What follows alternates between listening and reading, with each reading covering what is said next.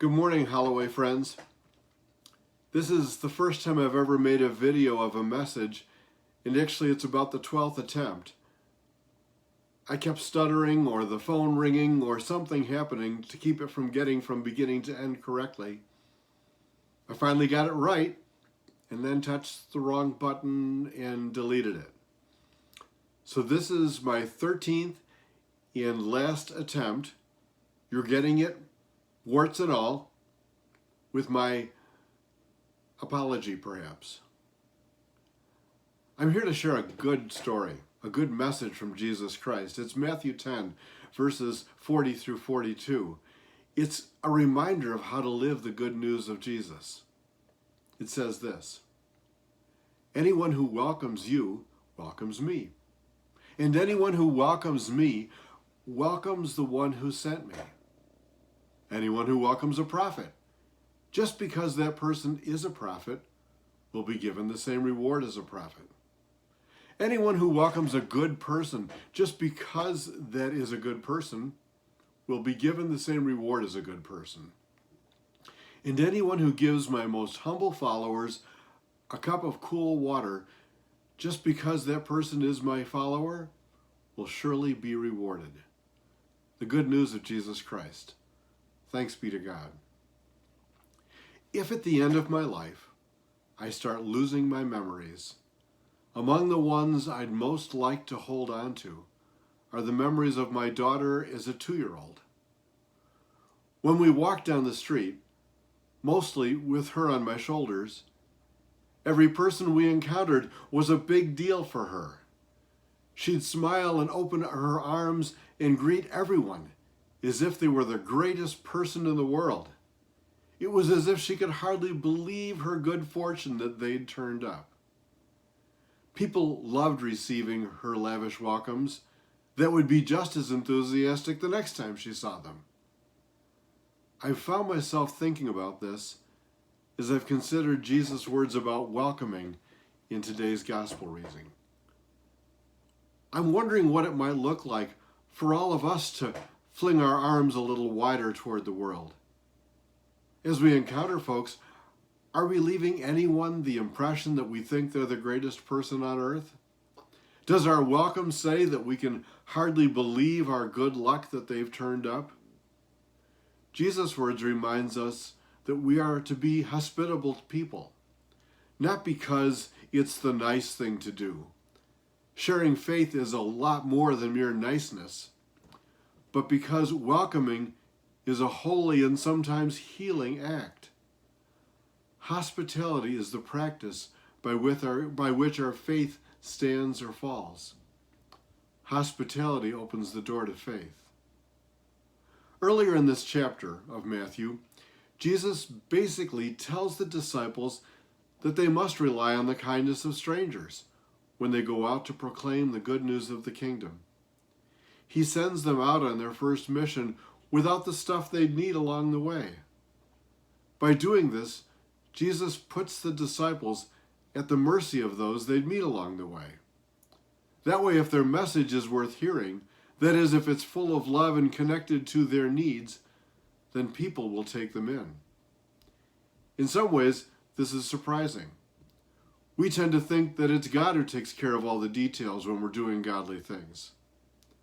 So how do we share our faith and love?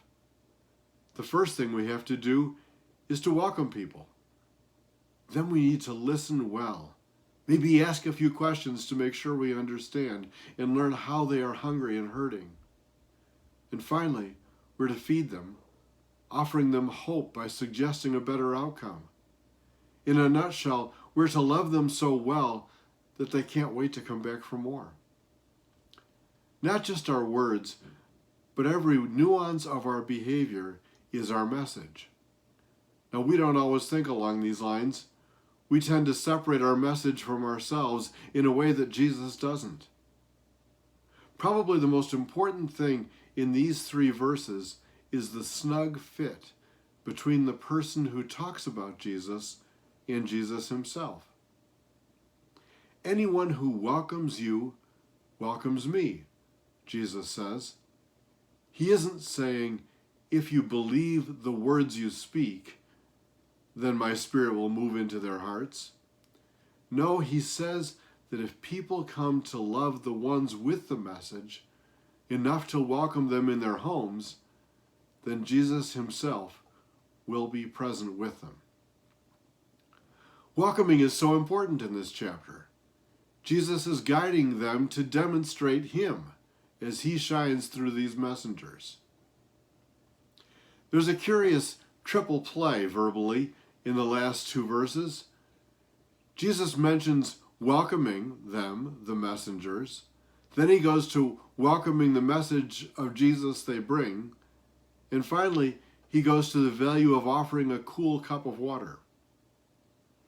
I think the point is, whether they were to give some great testimony or a talk about Jesus or just serve water, the message is the same. We are the message of Jesus. Jesus once said, "If you've seen me, you've seen the Father." Who of us is brave enough to say, "If you welcome me, you welcome Jesus"?